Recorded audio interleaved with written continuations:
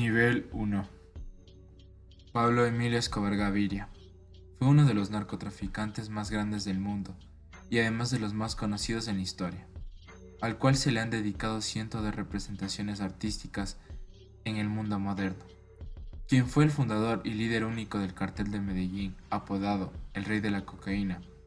Escobar es el criminal más rico de la historia, habiendo acumulado un patrimonio neto estimado de 30.000 millones de dólares en el momento de su muerte, equivalente a 64.000 millones de dólares en 2021. En 1976, Escobar fundó el Cartel de Medellín, que distribuía cocaína en polvo y estableció las primeras rutas de contrabando hacia los Estados Unidos. La infiltración de Escobar en los Estados Unidos creó una demanda exponencial de cocaína, y para la década de 1980 se estimó que Escobar lideraba envíos mensuales de 70 a 80 toneladas de cocaína al país desde Colombia. Como resultado, rápidamente se convirtió en una de las personas más ricas del mundo, pero luchó constantemente contra cárteles rivales en el país y en el extranjero, lo que provocó masacres y asesinatos de policías, jueces lugareños y políticos prominentes, haciendo de Colombia la capital mundial del asesinato. En 1991, Escobar se rindió a las autoridades y fue condenado a 5 años de prisión por una serie de cargos, pero llegó a un acuerdo de no extradición con el presidente colombiano César Gaviria, con la posibilidad de estar alojado en su propia prisión de construcción propia, la Catedral. En 1992, Escobar escapó y se escondió cuando las autoridades intentaron trasladarlo a un centro de detención más estándar, lo que provocó una persecución en todo el país. Como resultado, el cartel de Medellín se derrumbó y en 1993 Escobar fue asesinado en su ciudad natal por la Policía Nacional de Colombia, un día después de cumplir 44 años. El legado de Escobar sigue siendo controvertido. Si bien muchos denuncian la naturaleza atroz de sus crímenes, muchos en Colombia lo veían como una figura similar a Robin Hood, ya que brindaba muchas comodidades a los pobres. Se lamentó su muerte y más de 25.000 personas asistieron a su funeral. Además, su finca privada, Hacienda Nápoles, se ha transformado en un parque temático. Su vida también ha servido de inspiración o ha sido dramatizada ampliamente en el cine, la televisión y la música.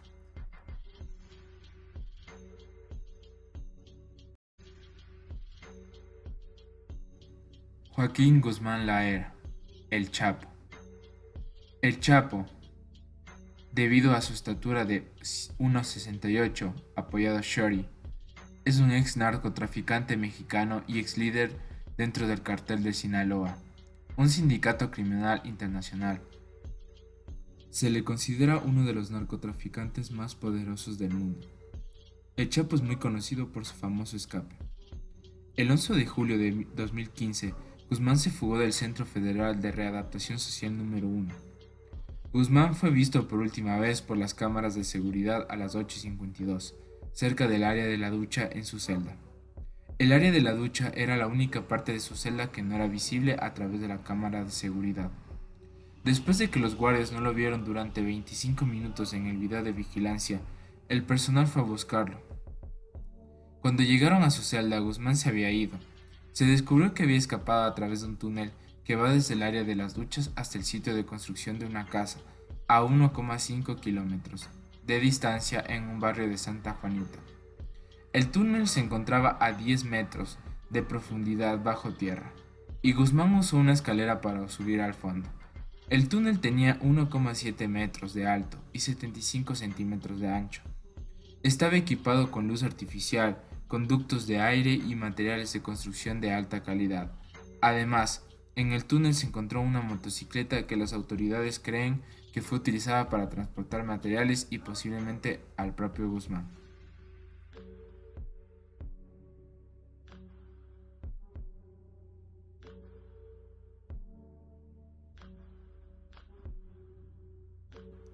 Amado Carrillo, el Señor de los Cielos. Era un narcotraficante mexicano que tomó el control del cartel Juárez después de asesinar a su jefe Rafael Aguilar Guajardo. Amado Carrillo se hizo conocido como el Señor de los Cielos debido a la gran flota de jets que usaba para transportar drogas. entre las que había varios Boeing 727, que utilizaba para transportar droga y tener una fortuna de millones de dólares. También fue conocido por lavar dinero vía Colombia para financiar esta flota. Inicialmente, Carrillo era parte del cartel de Guadalajara, enviado a Ojinaga, Chihuahua para supervisar los envíos de cocaína de su tío, Ernesto Fonseca Carrillo, Don Neto, y para aprender sobre las operaciones fronterizas de Pablo Acosta Villarreal, el zorro de Ojinaga, y Rafael Aguilar Guajardo. Posteriormente, Carrillo trabajó con Pablo Escobar y el cuartel de Cali, traficando drogas de Colombia a México y Estados Unidos. También trabajó con el Chapo Guzmán, la familia Arellano Félix y la organización Beltrán Leiva. Durante su mandato, Carrillo supuestamente construyó un imperio de la droga multimillonario. Se estimó que pudo haber ganado más de 25.000 millones en ingresos a lo largo de su carrera. La presión para capturar a Carrillo se intensificó entre las autoridades estadounidenses y mexicanas, luego de que personas en el estado de Morelos comenzaran marchas silenciosas contra el gobernador Jorge Carrillo Olea y su presunta complacencia con la violencia relacionada con las drogas. Carrillo Fuentes era dueño de una casa a 3 cuadras de la residencia oficial del gobernador y regularmente realizaba narcofiestas en el municipio de Tetecala. El gobernador Carrillo Olea fue obligado a renunciar y fue arrestado. Este tipo de presión pudo haber convencido a Carrillo Fuentes de someterse a una cirugía plástica facial y una liposucción abdominal para cambiar su apariencia. El 4 de julio de 1997 en el Hospital Santa Mónica de la Ciudad de México. Sin embargo, durante la operación murió de complicaciones aparentemente causadas por cierto medicamento o un respirador defectuoso. Dos de los guardaespaldas de Carrillo Fuentes estaban en el quirófano durante el procedimiento. El 7 de noviembre de 1997, los dos médicos que realizaron la cirugía de Carrillo fueron encontrados muertos, encerrados en concreto, dentro de tambores de acero con sus cuerpos con signos de tortura. Lo que oculta detrás de la muerte de Carrillo es que pudo haber sido una muerte fingida, y que en realidad se realizó las operaciones y ahora tiene otra apariencia, y que todo lo que se ha contado es mentira. Nivel 2. Rafael Caro Quintero, el narco de narcos. Es un narcotraficante mexicano que cofundó el ahora desintegrado cartel de Guadalajara con Miguel Ángel Félix Gallardo y otros narcotraficantes a finales de la década de 1970. También es el fundador y actual presunto líder del recién formado cartel de Caborca, con sede en Sonora. Habiendo formado el cartel de Guadalajara en la década de 1970, Caro Quintero trabajó con Gallardo, Ernesto Fonseca Carrillo y Pedro Áviles Pérez enviando grandes cantidades de marihuana a los Estados Unidos desde México. Fue responsable del secuestro del agente de la DEA, Enrique alias Kiki Camarena, el piloto de Camarena Alfredo Zavala Velar, el escritor estadounidense John Clay Walker y el estudiante de odontología Alberto Radelat en 1985. Después de los asesinatos, Caro Quintero huyó a Costa Rica, pero luego fue arrestado y extraditado a México, donde fue sentenciado a 40 años de prisión por asesinato. Después de su arresto, el cuartel de Guadalajara se desintegró y sus líderes se incorporaron al cuartel de Tijuana, el cartel de Sinaloa y el cartel de Juárez. Caro Quintero fue liberado de la cárcel el 9 de agosto de 2013, luego de que un tribunal estatal concluyera que había sido juzgado indebidamente. Sin embargo, en medio de la presión del gobierno federal de los Estados Unidos para volver a arrestarlo, un tribunal federal mexicano emitió una orden de arresto contra Caro Quintero el 14 de agosto. Caro Quintero todavía es buscado por su anterior afiliación con el narcotráfico y participación en los asesinatos de 1985. Permanece prófugo, como fugitivo buscando en México, Estados Unidos y varios otros países. Estados Unidos ofrece una recompensa de $20 millones por su arresto, el valor más alto de todos los fugitivos que figuran actualmente en la lista de los 10 fugitivos más buscados del FBI. Frank Lucas. Era un narcotraficante estadounidense que operaba en Harlem a fines de la década de 1960 y principio de la década de los 70. Era conocido por eliminar a los intermediarios en el tráfico de drogas y comprar heroína directamente de su en el Triángulo Dorado en el sudeste asiático. Lucas se jactó de contrabandear heroína utilizando los ataúdes de militares estadounidenses muertos.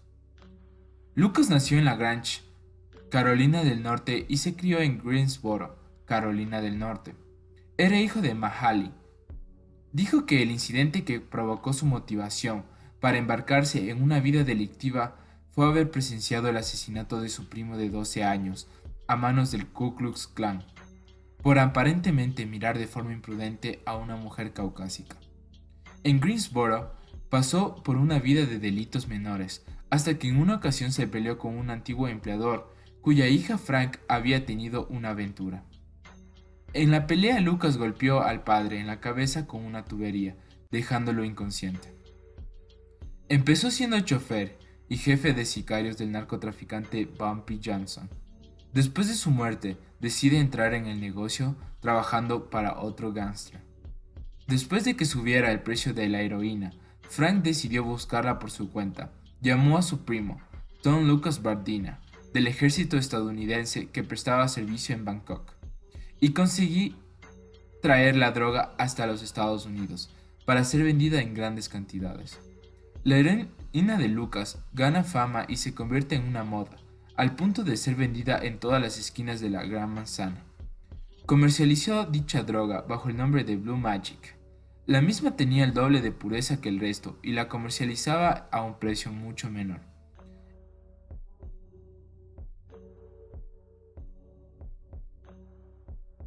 Nivel 3. Ana Griselda Blanco Restrepo, alias Viuda Negra. Conocida por su alias de Viuda Negra o la madrina de la cocaína, fue una narcotraficante y criminal colombiana. Integró la cúpula del cartel de Medellín y fue pionera del tráfico de cocaína y el crimen en Miami durante la década de los años 70 y 80, siendo patrocinadora de Pablo Escobar. En sus inicios con el narcotráfico y controlando las redes de la distribución en aquella ciudad. Su alias más popular, la Viuda Negra, se debe a que estuvo casada varias veces y fue sospechosa de haber causado las muertes de sus esposos. Fue asimismo considerada una de las mujeres más ricas del mundo en su momento. A la edad de 18 años, huyó del lado de su madre, tras ser violada por su padrastro. Se casó con Carlos Trujillo, su primer marido, con quien tuvo 3 hijos a los que llamaron Uber, Osvaldo y Dixon. Trujillo tuvo que huir ya que Blanco lo amenazó con matarlo si seguía con ella. Su segundo esposo fue Alberto Bravo, al cual mató porque lo encontró engañándolo en un bar. Su tercer marido fue Darío Sepúlveda, con quien tuvo un hijo al que llamaron Michael Corleone. Sepúlveda Blanco, el padre, luego de una serie de conflictos de pareja, termina asesinado en Medellín por llevarse al hijo de la reina de la coca. A Blanco se le conoce por haber participado en la violencia relacionada con la droga conocida como la Cocaine Cowboy Wars, que afectó a Miami desde mediados de la década de 1970 hasta principios de la década de los 80. En 1994 fue acusado por las muertes de los narcotraficantes cubanos Alfredo y Grise Lorenzo y del menor Johnny Castro.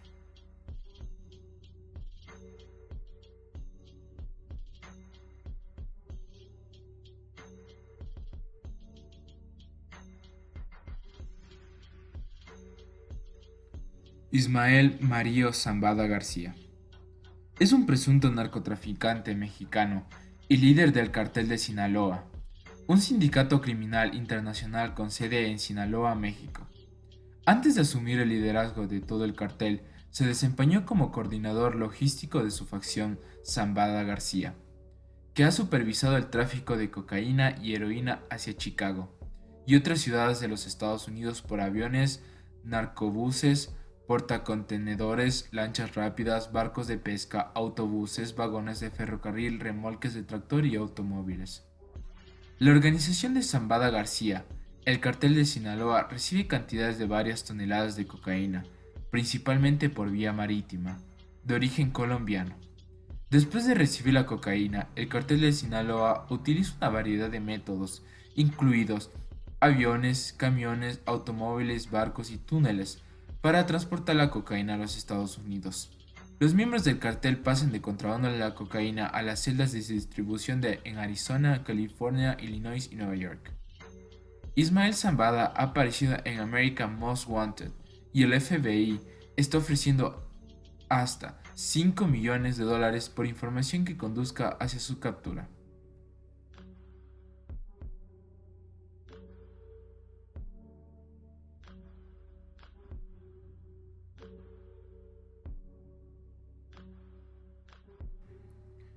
Manuel Antonio Noriega fue un político y oficial militar panameño que fue el gobernante de facto de Panamá de 1983 a 1989. Un gobernante autoritario que amasó una fortuna personal a través de operaciones de tráfico de drogas. Tenía vínculos de larga data con las agencias de inteligencia de los Estados Unidos antes de que la invasión estadounidense de Panamá lo eliminara. La participación de Panamá y Noriega en el tráfico de drogas creció considerablemente a principios de la década de 1980, alcanzando su punto máximo en el 84. La intensificación de los conflictos en Colombia, El Salvador, Guatemala y Nicaragua había llevado a la creación de redes de transporte encubiertas que Noriega usaba para transportar droga hacia los Estados Unidos, particularmente cocaína. Durante este periodo, el cartel de Medellín también estaba buscando aliados. Noriega se involucró íntimamente con sus operaciones de tráfico de drogas y lavado de dinero, y recibió sumas considerables como dinero de protección, sobornos o participación en las ganancias. Hugo Espadafora era un médico y activista político quien se enfrentó por primera vez con Noriega, cuando ambos eran miembros del gobierno de Torrijos. Aunque era aliado de Torrijos, él y Noriega habían sido enemigos personales durante mucho tiempo. A pesar de no ser miembro de la oposición, se convirtió en un crítico vocal de Noriega. Después de regresar a Panamá desde Guatemala en 1981, Espadafora acumuló evidencia de corrupción dentro del gobierno al utilizar su posición como aliado de Torrijos para cuestionar a los aliados de Noriega. Esto incluyó una larga conversación con Carlton a mediados de 1985, después de que sus operaciones de narcotráfico se colapsaran debido a conflictos sobre su envío perdido, y recibió publicidad negativa en la prensa panameña. En septiembre de 1985, se acusó a Noriega de tener conexiones con el narcotráfico y anunció su intención de desenmascarar a los cargos del narcotráfico. Amenazaron al apoyo de Noriega entre su propio electorado de individuos de clase media que se habían beneficiado bajo su gobierno y el de Torrijos. Según los escritores Custer y Guillermo Sánchez, en una ocasión en que Espadafora viajaba en bus de Costa Rica a Panamá, testigos lo vieron detenido por el PDF. Luego de cruzar la frontera, su cuerpo decapitado fue encontrado más tarde envuelto en una bolsa de correo del Servicio Postal de los Estados Unidos que mostraba signos de brutal tortura. Se creía ampliamente que Noriega era responsable del asesinato y según Custer y Sánchez, los Estados Unidos tenían inteligencia que implicaba a Noriega. El día del arresto de Espadafora, la Agencia de Seguridad Nacional de Estados Unidos monitoreaba una conversación telefónica entre Noriega y Luis Córdoba, el comandante militar en la provincia de Chiriquí. Espadafora fue arrestado. Durante la conversación, Córdoba le dijo a Noriega: «Tenemos el perro rabioso». Noriega respondió: «¿Y qué se hace con un perro que tiene rabia?». Nivel 4. Carlos Leder es un ex narcotraficante colombo-alemán. Es conocido por ser cofundador del cartel de Medellín, de padre alemán y madre colombiana. Leder se convirtió en el primer narcotraficante colombiano extraditado a los Estados Unidos y el único de los líderes del cartel de Medellín que sería capturado vivo cuando éste estaba operando. Leder abandonó la escuela para dedicarse a leer libros de autores como Nicolás Maquiavelo y Hermann Hesse, a la vez que mantuvo admiración hacia el texto Mein Kampf del dictador austriaco Adolf Hitler. También comenzó en varios delitos, entre ellos el contrabando de vehículos robados que eran trasladados a Medellín y expandidos a través de un concesionario dirigido por uno de sus hermanos. Aunque Leder siempre hizo pasar dichos vehículos como legales a pesar de las evasiones aduaneras. A sus 24 años, Leder tomó clases de aviación, convirtiéndose en un experto piloto que conocería varias rutas aéreas, lo que le sirvió en las bases de su creciente carrera delictiva, la cual comenzó con tráfico de marihuana en pequeñas cantidades entre los Estados Unidos y Canadá. Después fue detenido por conducir un vehículo robado y deportado a Colombia, mientras cumplía la condena en la cárcel federal de Danbury, Connecticut. Conoció a George Jung. Después de salir bajo palabra a finales de 1975, Leder y Young empezaron a construir una fase económica a través del narcotráfico básico. Contrataban ciudadanas estadounidenses, les pagaban vacaciones en Antigua, en donde recibían la marihuana y la llevaban a los Estados Unidos en sus maletas de viaje. Repitiendo este proceso muchas veces lograron que el dinero para poder comprar su avioneta. Con la avioneta y un piloto profesional se dedicaron a llevar cocaína a los Estados Unidos desde las Bahamas, incrementando sus recursos financieros y cimentando las relaciones con proveedores colombianos. Al mismo tiempo empezaron a repartir dinero entre las autoridades de las Bahamas para obtener protección oficial y judicial. Esta fue la semilla del cartel de Medellín. La sociedad de Leder y Young transportaba y distribuía el material que Pablo Escobar les suministraba, y los hermanos Ochoa colaboraron con el poder económico y social derivado de sus conexiones.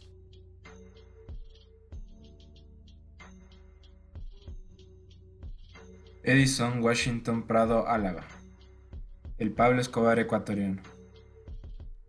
La historia en el mundo de la mafia de este Escobar ecuatoriano comenzó en 2004.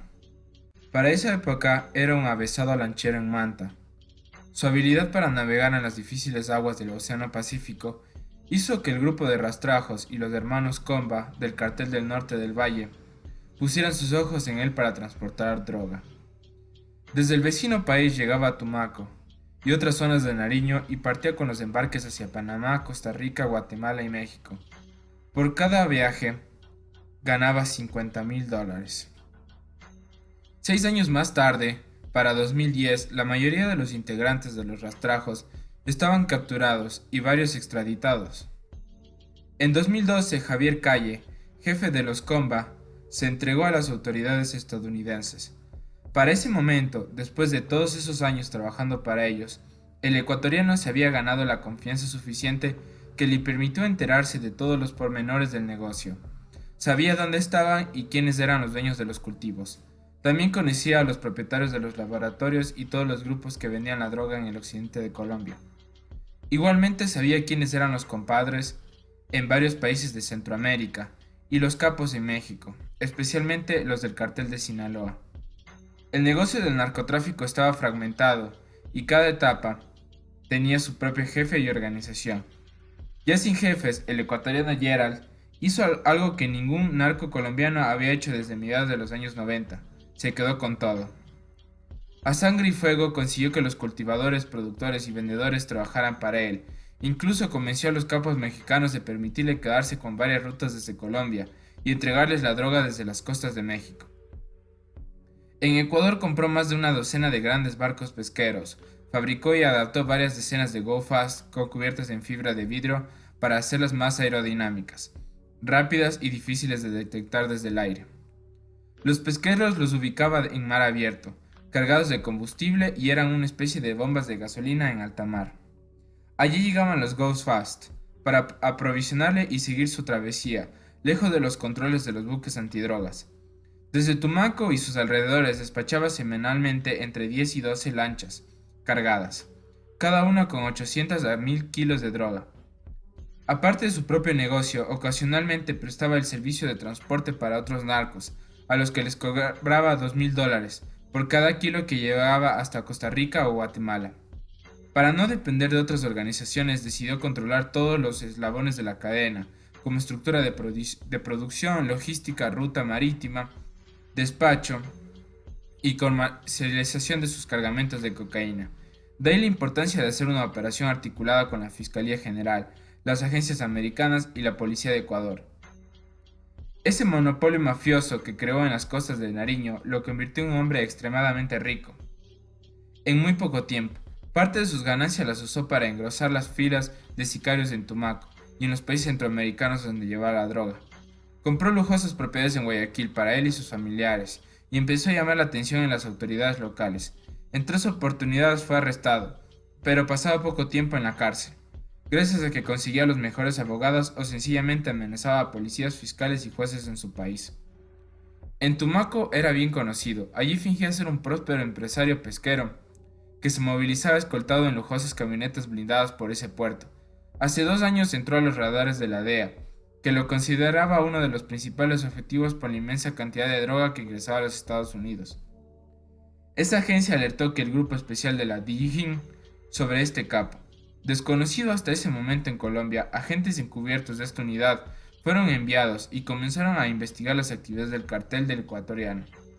En los últimos 2 años lograron decomisarle 150 toneladas de droga en diferentes operativos y cerca de 80 integrantes de su estructura fueron detenidos.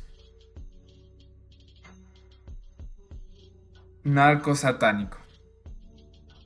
Adolfo de Jesús Constanzo nació el 1 de noviembre de 1962. Para los miembros de su culto era conocido como el Padrino, pero para el resto del mundo sería identificado como un narcotraficante, asesino serial y el líder de un culto bautizado como los narcos satánicos por la prensa. Alrededor de 1983 a 1984, Adolfo Constanzo arribó a México. Algunos reportes indican que para trabajar como modelo. No obstante, el haber crecido envuelto en una doctrina que involucraba el sacrificio de seres vivos y el tráfico de narcóticos, le ayudó a construir una reputación en Matamoros de mago y santero. En la Ciudad de México también conoció a 3 hombres, de los cuales serían sus fieles seguidores: Omar Orea, Jorge Montes y Martín Quintana. Poco a poco fueron ganando notoriedad por su labor como sanador y medium o clarividente. Se convirtió en un éxito rotundo. Personas de la clase alta de la Ciudad de México y la élite poderosa y los altos mandos de Tamaulipas, entre ellos los narcotraficantes, lo comenzaron a valorar como un tipo de gurú y líder espiritual. Era un negocio rentable donde cobraban por realizar hechizos para la buena suerte y otros más caros que requerían el sacrificio de animales, que iban desde cabras y pollos hasta serpientes, cebras y cachorros. Según el libro Evil Serial Killers, comenzó a asaltar cementerios buscando huesos humanos para su caldero. El culto respaldaba la idea de que los espíritus de los muertos en él, también llamado Nganga, serían más poderosos si se utilizaban sacrificios humanos y no cadáveres viejos. Así iniciaron los asesinatos. Más de 20 víctimas cuyos cuerpos mutilados fueron hallados en la Ciudad de México y sus alrededores. El desarrollo poco a poco trepó hasta que el Padrino decidió que el culto necesitaba el cerebro de un estudiante estadounidense. Creía firmemente que sus hechizos basados en la religión Palo Mayombe eran los responsables del éxito que tenían varios carteles y organizaciones criminales.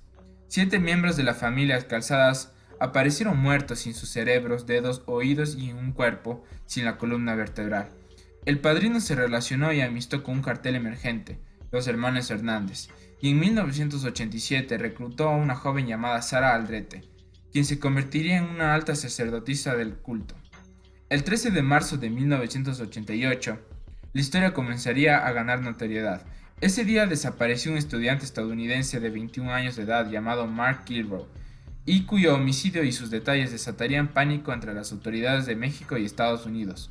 Una búsqueda por los asesinos, coordinada entre ambos países, que terminaría con un enfrentamiento armado en las calles de Cuauhtémoc, en la capital del país. Los secuaces de Constanzo secuestraron al estudiante Mark Kilroy en las afueras de un bar en Matamoros, Tamaulipas, y lo llevaron al rancho. El joven se encontraba en su spring break, es decir, vacaciones de primavera. Murió en las manos del Padrino de una forma cruel. Autoridades mexicanas declararon que Kilroy fue asesinado con el corte de un machete en la parte trasera del cuello, mientras intentaba escapar. 12 horas después de haber sido llevado al rancho, de acuerdo con The New York Times, Durante esa noche, antes de su muerte, fue torturado y violado. Le quitaron su cerebro y lo hirvieron en una olla. Sus asesinos después le insertaron un cable en su columna vertebral para jalar los huesos. Una vez que su cuerpo estuviera descompuesto, le amputaron las piernas hasta sus rodillas y lo sepultaron en el rancho, junto con otros que habían sido asesinados antes que él.